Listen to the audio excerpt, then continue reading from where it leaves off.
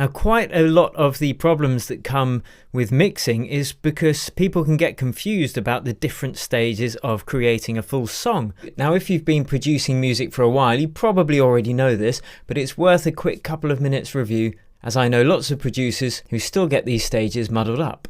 Now, I know because I used to suffer from this, but when I actually found out what these different stages are and what to do in each stage, it makes things more clear, because then you don't have to worry about stage 2 until you finish stage 1. You don't have to worry about stage 3 until you finish stage 2, which brings me to the 3 distinct stages of creating a complete song.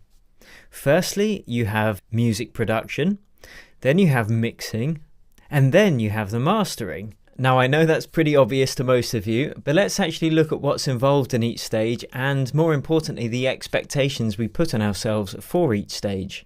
So music production, of course, all of this could be classed as music production, but for me it's the first of these 3 distinct stages, and it's where you write the song basically. So that involves creativity, songwriting, recording if you're recording a singer or some live instruments, sound design and selection, so choosing your synth patches, programming them in, choosing your right samples, the composition of the song, so the chords and the melodies and the music theory, and then of course the arrangement, which is bringing that idea out into a full 3, 4, 5 or 6 minute song.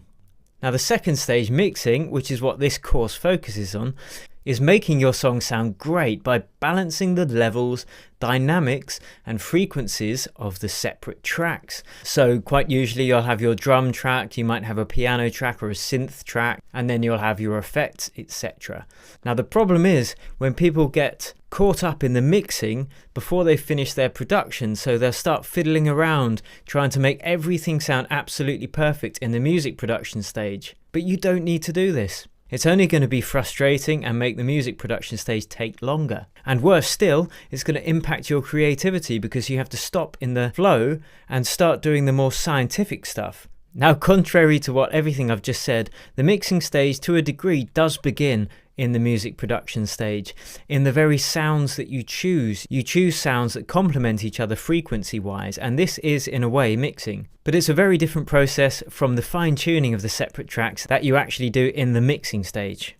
Even though this isn't a course about the music production stage per se, because it impacts the mixing stage so much, I actually think you cannot gloss over it. So we will be looking at how to select sounds that work well with each other.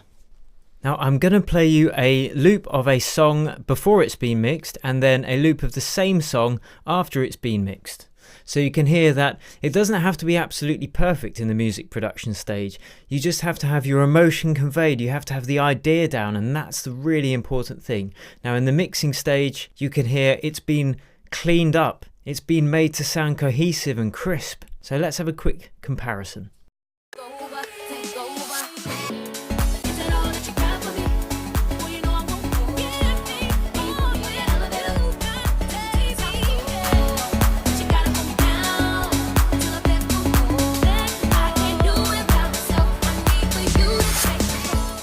Now, the third stage is mastering. That can be a confusing term. It can sound quite nebulous if you don't understand it.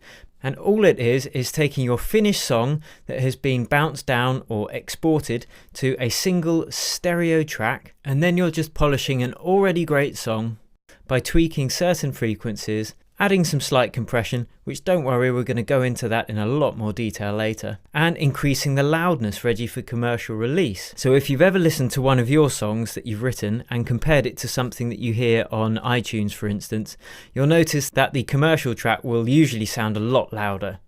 And that's done in the mastering stage. So let's have a quick comparison between how our mixdown sounds and then how it sounds when it's been mastered too.